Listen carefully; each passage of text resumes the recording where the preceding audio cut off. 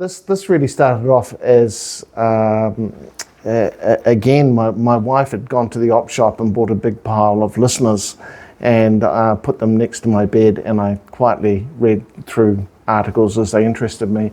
And as I did so, I read about Antarctica and Ferrar, and I thought, wait there, that's the guy that's done the maps in Northland. And I didn't realise the person who was behind these maps, which I've probably been using for, a couple of decades now. We've got David in the room here, and David is also an archaeologist, also uses these maps. We're just having a little discussion about it. And we use them all the time because they give us a whole lot of information. So this kind of stimulated me to find out about this person, find out about their life. And also, while we're doing that, we'll also show how we use the maps today. So today's talk, we've been using these maps. We had no idea of the person behind them. So what I'll give is just a brief biography of Hartley Ferrar and his prodigious global career, an outline of his geological work in New Zealand, and talk also about Northland, because that's where we are. And also we'll look at some sort of current archaeological research that we're doing using his maps. So he was born in Dublin in Ireland and died in 1932. He died a relatively young man in his early 50s. And I guess the first thing is that he was, the reason that I saw him in an article was about the discovery expedition, the British National Antarctic Expedition. He was the geologist there. Oh, okay, thank you. So, as I said, he was born in Ireland and he was brought up in South Africa, where his father was a bank manager. And he studied at Cambridge, and from 1898 to 1901. And he was one of those, I suppose, he was hardworking and a big man, quite tall. And so he was a good sportsman. So he was the captain of boats and also captain of the football team. And he also got he was very good as natural science tripos, which means basically chemistry, physics, mathematics, and geology. And a bit by really, he became the graduate geologist on Captain Scott's first Antarctic expedition. So he'd only just graduated. He was only a young man, and he really, that was a bit of an interesting thing. The head person who was going to be the geologist had an argument that he couldn't sit at the officer's mess and needed his own room, and so they said, oh look, you can get lost. So he became the geologist. So and when the Discovery went into dry dock in Lyttelton, he met his future wife, Gladys Anderson, and they carried up correspondence, and later on they married, and the family lived here in Whangarei for a number of years. So we'll talk about that in a bit. So he was one of these diligent, hard-working people. He was pretty quiet and he kept to himself, but he was a very good field geologist, and so he was always out.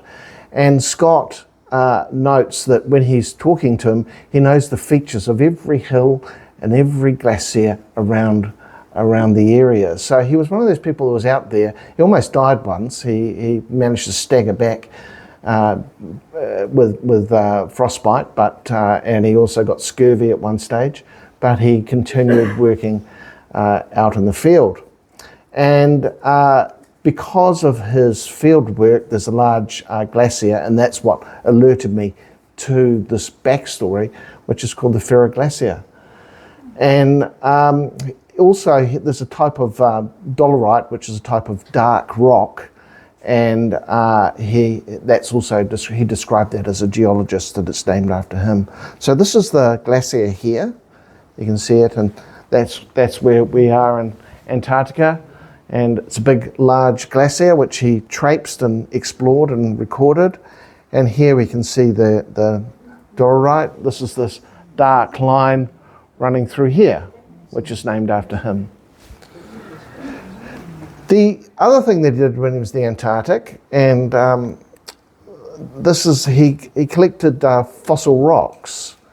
And later on, actually in 1928, Dr. W. Edwards, no relation of mine, he split this in half and found plant fossils. And this really helped with the idea of continental drift theory.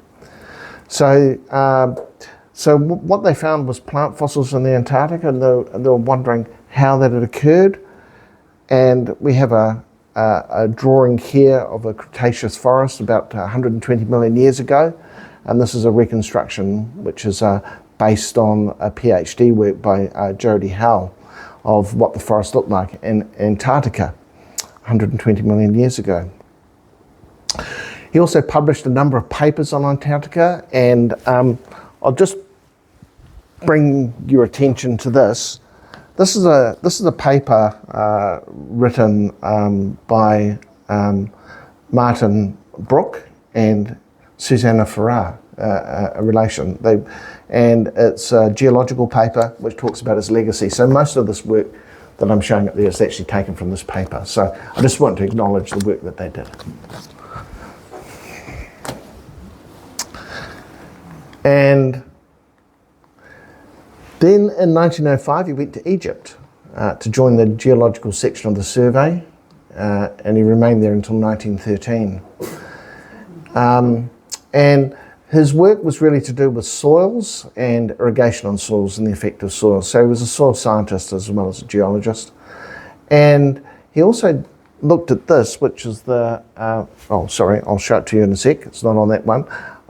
The Turin Papyrus map, which was one of the earliest real geological maps. And I'll show it to you in the next slide, but you can actually, there's gold mines, there's quarry sites, there's all sorts of things, and there's also strata described, and that was written in 1150 BC, which is incredible.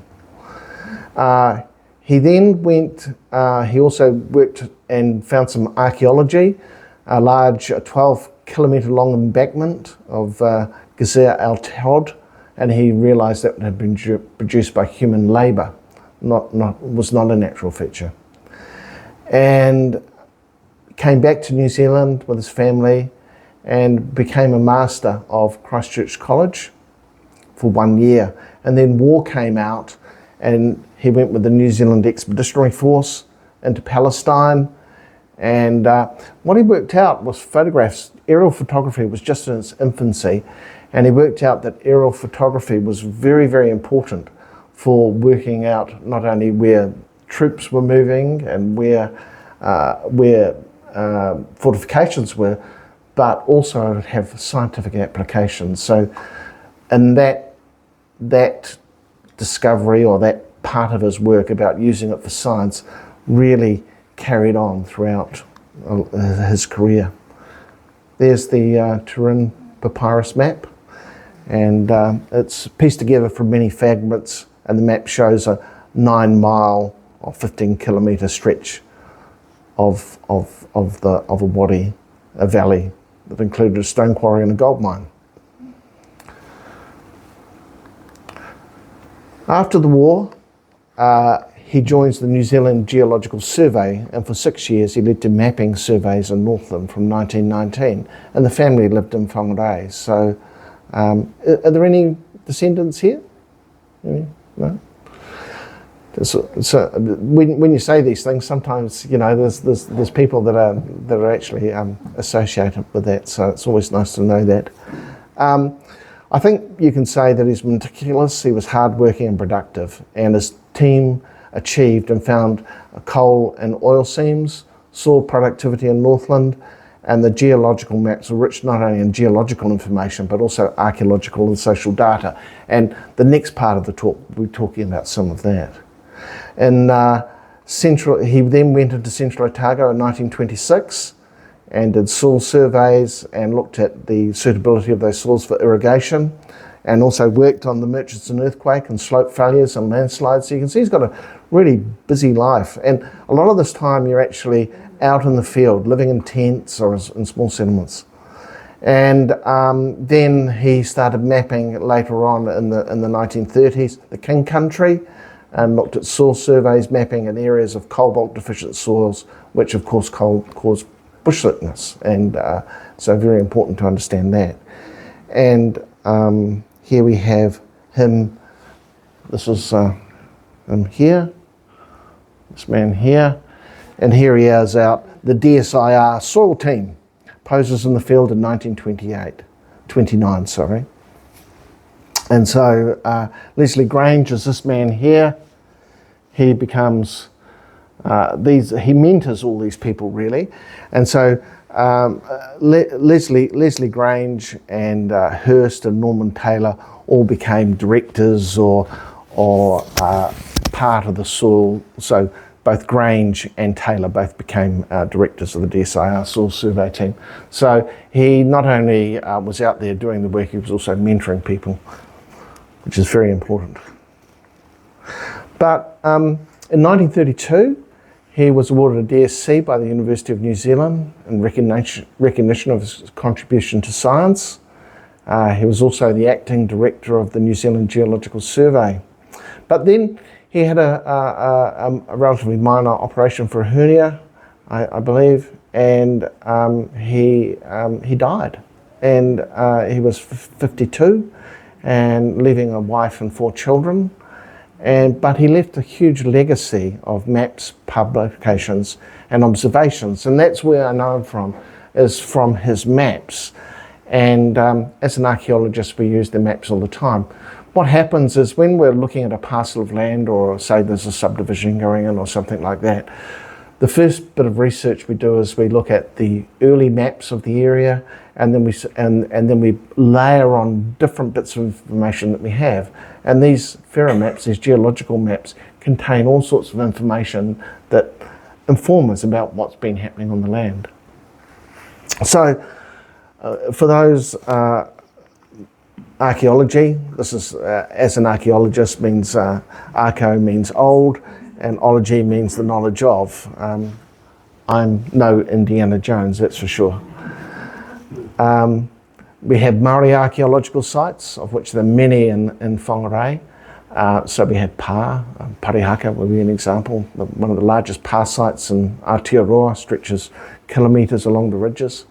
Middens and hangi, living terraces where people have cut a terrace in order so they can put their whare on there. Storage pits for the storage of kumara, gardening and horticultural sites, especially in Whangarei. People say people once were warriors. I always say people once were gardeners. I mean, gardening and soils are really important. People need food. And rock art, and here we can see some examples of some of the archaeological sites. Here's a pā, you can see the terracing there, the wedding cake. Here we can see a pit. Here, this is a part of a kumara pit. You can also see some post holes here. This is a midden, and you can also see that there's been a pole and a post hole in there. And sometimes also, this is actually taken at Whangarei Heads, that's some taro. So sometimes we find remnant plants as well. We also have historic archaeological sites. Here we can see the New Zealand's oldest European building, Kemp House, built in 1822. And there's a stone store there.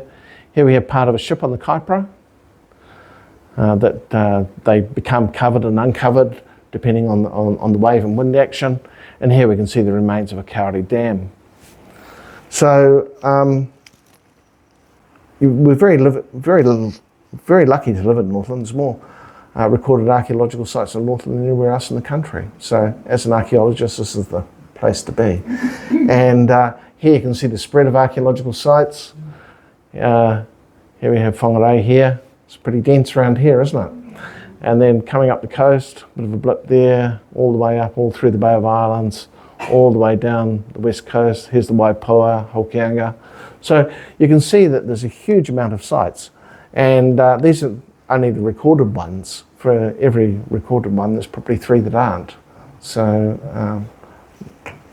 the interesting thing is when you look at the distribution of these sites, is you can see how they're mainly focused on the harbours and on the coast. So inland, you've got a big concentration here, and the reason you've got a big concentration here is because you've got volcanic soils, and that's where you can grow good food. That's Pouhere. So where you've got good soils, you get also lots of people living there. So this is a picture of the geological bulletins that we have, and the area of Whangarei is part of the Kaipara division here. We also have here in the Bay of Islands, around here.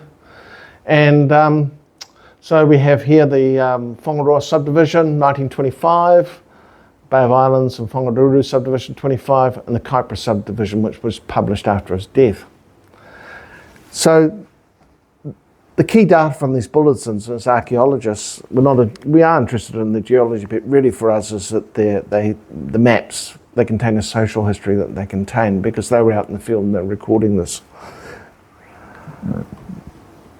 So just to give you some examples of why they're useful, here we have the Bay of Islands. Now, this is an earlier talk, so this was put together by my colleague, Dr. Robinson, Dr. James Robinson. So he's on holiday, so I'm giving the talk. So this is the area that we're just going to look at here. We'll do some more on Whangarei as well. And this is what it looks like, the map. But when we start drilling down, we can start to see historic sites.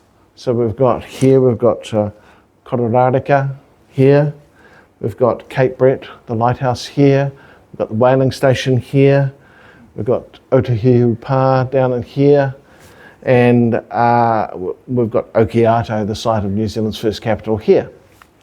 So as we go like this, here we can see, here's Okiato, site of Old Russell.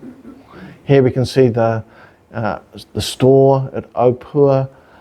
David was telling me he's interested in railway, so there's the railway, David, going through there.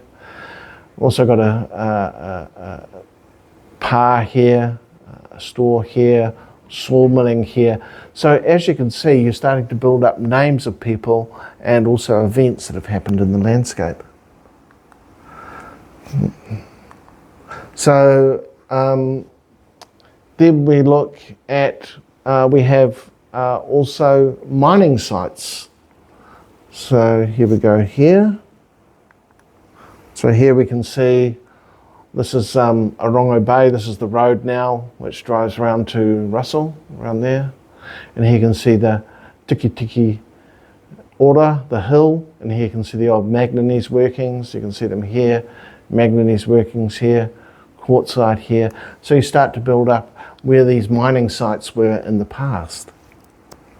And this of course was from 1919 to 1925 they were doing this work, so they're calling them old manganese workings. So, and they're a lot older now. Here we can see, here's a map here of the Whangaruru Bay of Islands. That's the one we're looking at there. And if we look at that, we can see pa sites. So here we have all the pa sites, and some of these pa sites are also named, which is really important because some of these names get lost. So here you can see them all here, all these pa sites. So just to give an example, here's Bland Bay, which you probably all know. And here we have Whakaturia Pa at Whangaruru. You can see the school here. There we have the pa. So immediately we know the names, we know something's going on. So we start looking at some of our other data sources, which are in 1942 is very poignantly as it's coming up for Anzac Day, the New Zealand Air Force took a whole series of photographs in 1942 because they thought we might be invaded by the Japanese. So very, very useful data set because it shows a lot of the land before it got planted in pine trees. So what we have here is an aerial photograph, and here you can see the Pouhere. Here's the Pouhere here. You see all the terracing and so forth. But look at this. This is all covered in houses now. These are all gardening lines. So what it's showing is Pouheres don't exist by themselves. They exist because there's normally food around them and they need to protect that food. So here you can see here the large gardens. That's now all covered in batches, but you can see all those lines there.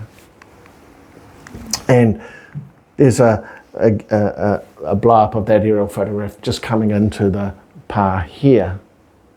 And the other thing we're starting to use now is there's lots of free information. I haven't got it on this particular talk, but NRC did a whole lot of LiDAR, which is basically they have a plane and they send down points of light and it bounces back, and you measure the difference, and so it gives you a topographical idea of the thing. And we now use that, like these aerial photographs, for recording where archaeological sites are. So there's a lot of free information. Most of this information is all free, but as archaeologists, we use it in order to understand more about the landscape in which we live. So, well, yeah. Oh wait, am I going the wrong way? No, I'm not. Right. So, and there we can see this is the Ferrar's map here, and this is the NZA database, where you can see all the archaeological sites marked in that particular area. So we're going to look at this area here, Māori. Again, here we have a Pouhere site here.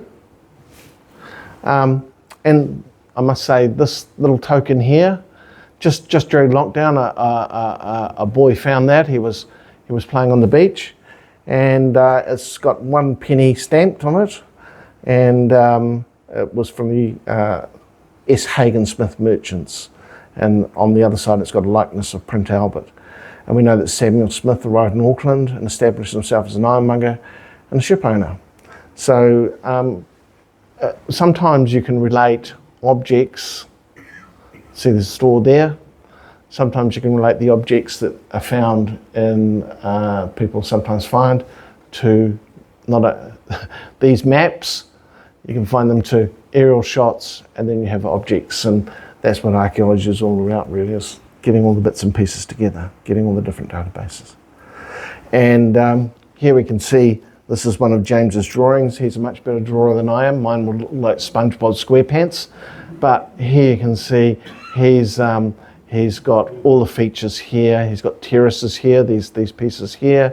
These are areas where you've got a slope, and you can see terraces here. These are living surfaces. So that's one of the things that skilled archaeologists do, is draw these wonderful maps which to archaeologists explain about what's going on in the landscape. So the other thing that's really important is before these maps were published, we have this raw data, which is sometimes called the 4 mile maps or the prelim maps. And we also have these are online, you can look them up, and these are very, very valuable because a lot of the information that goes on to the finished map, a lot of the information that's recorded in those early prelim maps doesn't get into the finals. And what we find is these prelim maps are a treasure trove of information. So when we start, first of all, at the main map, and then we go back and we look at the prelims and see if we can fill in any other bits and pieces there. So here we have some unpublished work. So we're going to look at this. So this is the prelim map. This is what it looks like, and so very different from the published map that we saw before. Here's an example. MB, data used in red are not to be published for the 4 mile map. We love that stuff. So if we just draw in some information there. So here we can see, this is from the geological bulletin here. We can see this map here. But when you look at this, you've got a whole lot more detail in this prelim map that doesn't make it into this. So you've got this road, you've got the surfaces, you've got, I don't know what that is there, you've got something there. Yeah, school here, Pouhere School, I'm not sure if that's there. So again, these early maps are really good, and here you can see when we zoom in, that little bit there, it's a mill. Now that probably not recorded anywhere else.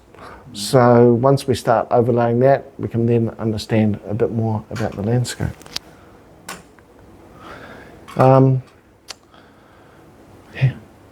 The Hokianga subdivision was never completed, but the preliminary maps were produced. So we don't actually have the finals for this, but we have the prelims. So we've had a bit of a search through the prelims. So we'll just show you that. So that's the area of the Hokianga. We're going to look at this area here. And here's the Whangarei block. And if we just zoom in, you can see into the square here. We'll just have a look and see what we can find. So here we can see these past sites. And no names, but these are the modern numbers for them here. But there's more information here if we look a bit closer. We've got this past site here, which is, we've got past site, and we've got this unrecorded pa. This is not recorded, not known anywhere else. And so we saw that, thought, let's have a look at the aerial photographs. Boom, there it is. There's an unrecorded pa that was found just as a matter of looking at these maps and trying to find out what's going on and using aerial photographs. So there you can, and we actually have a name for the pa, and there you can see the aerial photograph and you can actually see the features there. You see them there. So these maps are really important because they give us an insight into a world that we didn't even know don't even know what's going on. I guess I just want to acknowledge Susanna Ferrar from Gateway Antarctica. Her paper, along with Martin Brook from the School of Environment. There's also some really nice stuff on YouTube, and I just want to also acknowledge Peter Marsh, whose father took these photographs in Northland. So I guess it's that. What I want to say is these maps and this geological information, when you compare them with other data sources, you can get a huge amount of information from them, and they're a very, very useful resource. I would imagine they're held in the library, but you can also look them up digitally as well. Yeah. So thank you. Have you got any questions? Because it's been a bit of a Cook's whip round tour. But there was a lot to get through, so I wanted to make sure I got it through. Okay, yeah. This latest thing is on Dip Road is an Oki subdivision business with the Māori and must be in your field. Yeah, it is. Yeah. I mean, it's from my understanding, it's a tapu site. The bodies were processed and put up in the trees and so forth, and obviously the manga holds special place for mana whenua, and they've contested it. As an archaeologist, I can only deal with the tangible physical evidence of the past. So I'm a bit constrained. I only have the physical stuff. So some of that sort of more, I suppose you call it metaphysical or spiritual side, while I acknowledge that, I don't actually deal with it. Yeah. What was the purpose of the subdivisions? They're very arbitrary, aren't they? Yeah, they are. I think the purpose ultimately is for someone to make some money. Yeah. I think she might have meant the subdivisions on those maps. You know? Oh, subdivisions of the map, sorry. Yes. Yeah. Oh, subdivision of the map. I think it was to. Yeah, I don't really know, but I'm only guessing. So please don't take this as the. When you set up a field camp, you've only got a certain radius of area that you can actually work in before you've got to move.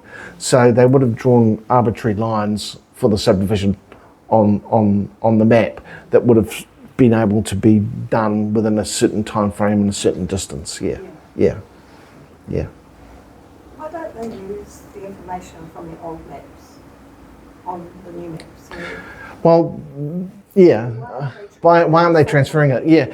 Well, they do in some ways. I mean, one of the things we do with, for instance, archaeological sites, we record that old information onto archaeological sites, NZA data, and that then gets transferred, hopefully, into, well, I'll just show the NZA data.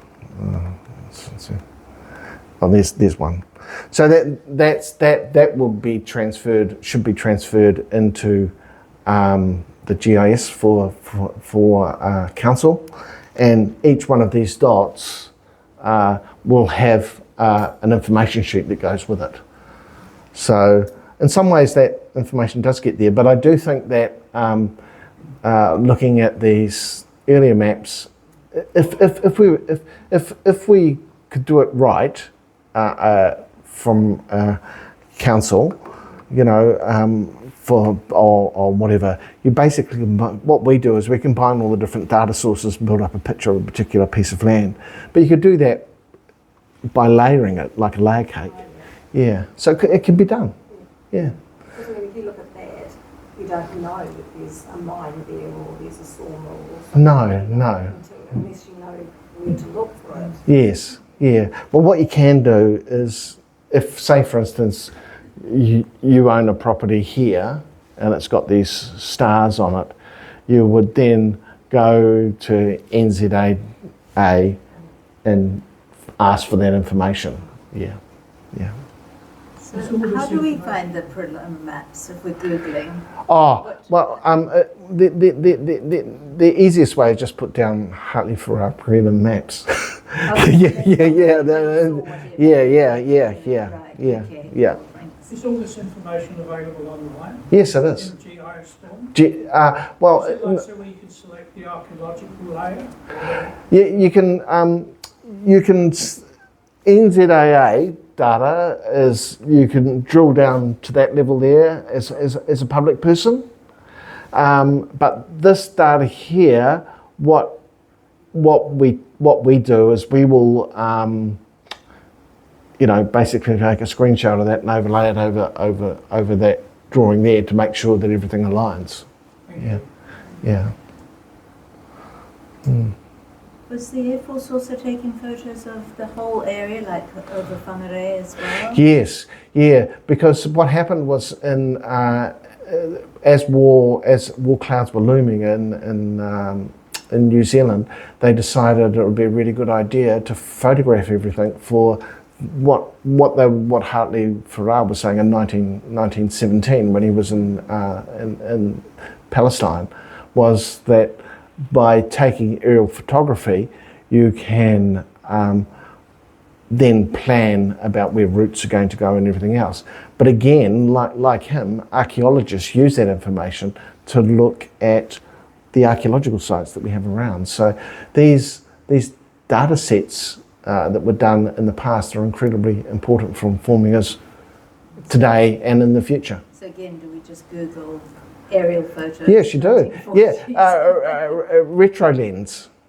Retrolens. Retrolens. Yeah, RetroLens. It's a publicly funded database, and you can just look into that. So if you got a particular piece of land and you want to find it out, go into RetroLens, and there'll be a series of photos. The earliest are the 42 photos. There's the 1950s photos, 1970 photos, sometimes 1980s photos. So it's very good. And then now, of course, we use Google Earth, and Google Earth has been around for a while, and so we can track what's happened in a particular area by what's happened to the landscape. Yeah. Change over time. Very important. Yeah.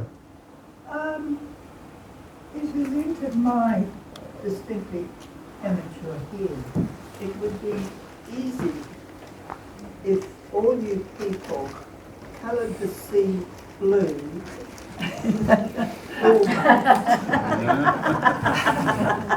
Yeah, unfortunately I didn't make the maps. You're working out, are we on the land or are we in the sea? Yeah. You know, why not? Well, these were done in 1925, so but these ones here are done today, and I'm pleased to say the sea's blue in that one. But yeah.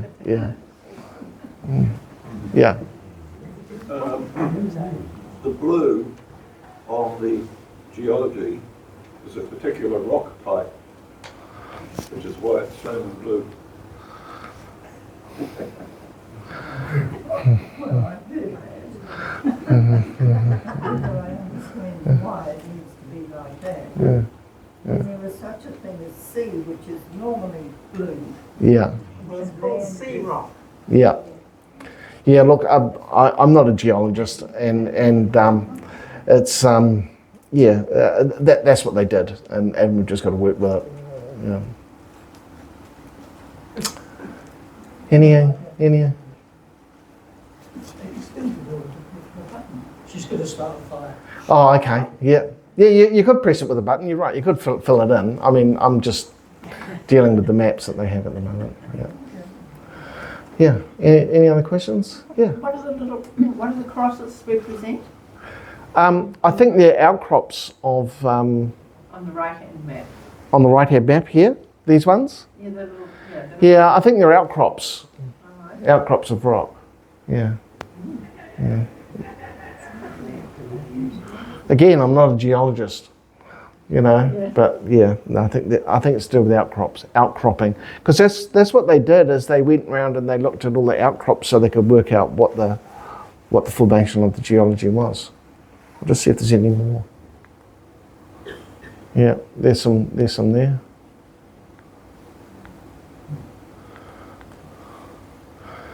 So that's the raw data, I suppose you'd call it. Why would you not want the red or the blue shown up? Because probably they realised, probably thought it was too much to do, and we'll just not do the important. I mean, they were geologists looking at the geology, so the mill, while they've drawn it in, probably. If you're looking at geology, it's not that important, but as archaeologists, it's very important because we understand what's going on. How long would it take for them to draw that? Oh, well, You just shown the other one that had just been done. Yeah. Recently, Oh, it's a huge job. Yeah. It's a massive job, and I think this is the legacy of the work of Ferrar and the people that are out in the field. They were living in pretty rough conditions. They were drawing all this stuff. My colleague James Robinson, who's a very good surveying archaeologist, I stand for many days holding a pole like this, left, right, back, forwards, and it's I mean, today we're lucky. We've got more. We've got more tools, basically. what would they be using? They would have been using a theodolite and a ranging pole and a tape measure. Yeah. Yeah, it is. And living in a tent. Cooking up old mutton.